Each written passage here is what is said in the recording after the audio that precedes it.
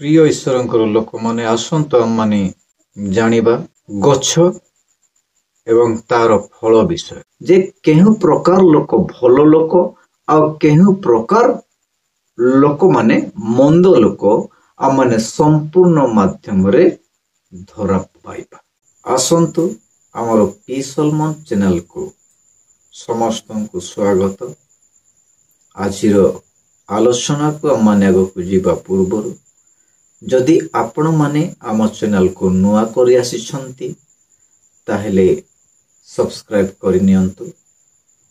जदि video T को भलो लागे लाइक एवं शेयर मध्य करंतु जो द्वारा अन्य माने मध्य आमानंकर अनेक उपदेश किछि जानि पारिबे।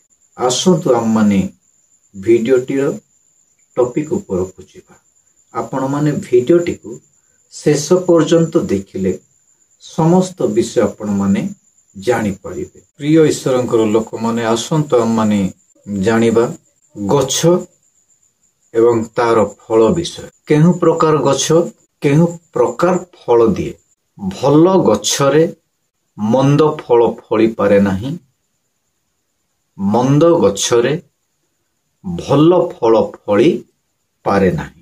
काईकि एपरि कौनसी गछ मध्य माने देखि परिबा नाही। जाकि लेखा जाए लोकलिखित सुसमाचार 6 अध्याय 43 पदरे लेखा जाए।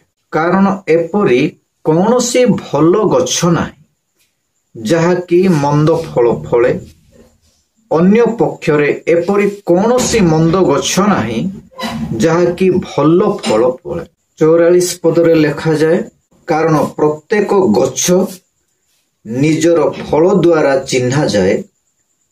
कंटा गछरु तो लोक माने डिंबिरी तोलंती नाही किंबा कंटा बुदारु द्राक्षा फल तोलंती नाही। यह भी सत्य कारण लोक माने कंटा गछरु द्राक्षा फल तोलंती नाही कारण प्रत्येक गछ द्वारा फल चिन्हा जाए।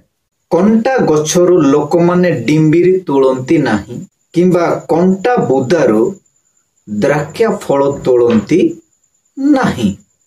जेतु कंटा गछरु सही प्रकार फल ही तोला जाए आउ द्राक्षा फल लता गछरु ही तोला जाए। आंबो गछरु आंबो ही तोला जाए, पिजुली गछरु पिजुली ही तोला जाए। गछ द्वारा लोक माने फल को चिन्हि थांती।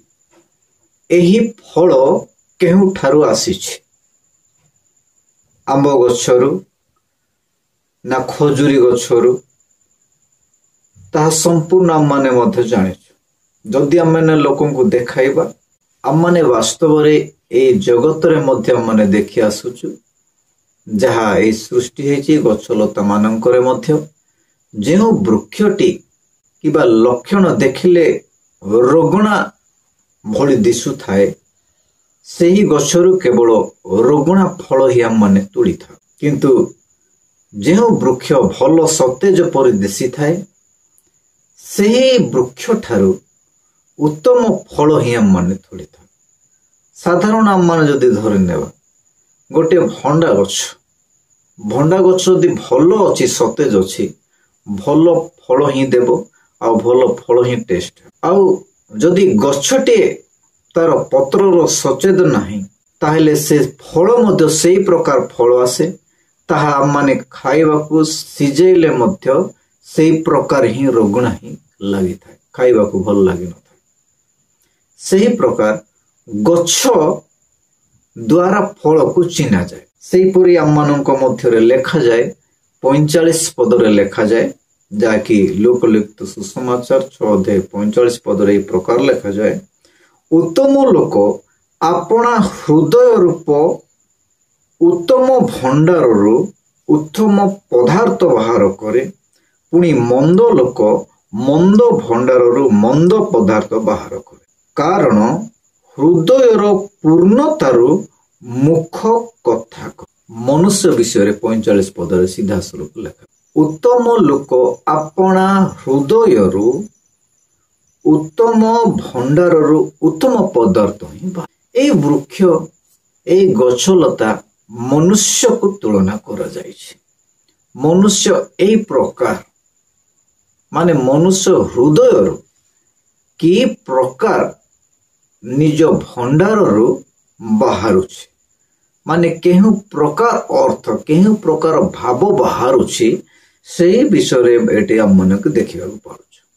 माने खराब व्यवहार बाहरुछि ना खराब समस्या इत्यादि गुण सब बाहरुछि ताहा कोठुर बाहरुछि मनुष्य हृदय रे ही ताहा पूर्णता हेकि अछि थिबा जोगु ताहा संपूर्ण माध्यम रे शरीर माध्यम रे ताहा मुख द्वारा बाहर आउ मनुष्य संपूर्ण माध्यम रे जणा पड़ी थाए जे ये मंद लोक आउ ये भल लोक जे केहु प्रकार लोक भल लोक आउ केहु प्रकार लोक माने मंद लोक आ माने संपूर्ण माध्यम रे मंद लोक भंडार रे अपना हृदय रु ही तार भाषा जहा बाहरे से भीतर से प्रकार माने खराब लक्षण खराब गुण थिले ताहा मुख द्वारा बाहरी थाए। तेणु हम माने सीधा सड़क जानी पारू जे ये मंद लोक माने खराब लोक भल लोकंको हृदय रु संपूर्ण रूपे भल विषय ही बाहर थाए ताहा गुण चरित्र आलोचना कथोपकथन द्वारा माने ताकू धरि तार कार्य कलाप द्वारा माने धरा पाई था गछ जे प्रकार तार फल उत्पन्न कला आ माने धरा पाइलु तार कि प्रकार मीठा होची कि प्रकार टेस्ट होची ए प्रकार मनुष्य हृदय रु जा बाहर से भाषा समस्त विषय तार फल आ माने चाखिले जानी पारू जेटा रुग्ण फल एटा भलो लागिबनी खाइले ठीक से पर भल लागे ए लोक माने मध्य मंद भंडार रु जहा बाहरी थाए ता लोक मानंक ठारे से स्वर सुनिबा निमंते मध्य सुस्वादु लागि न था आ सेथि निमंते से माने शीघ्र धरा पाई थांती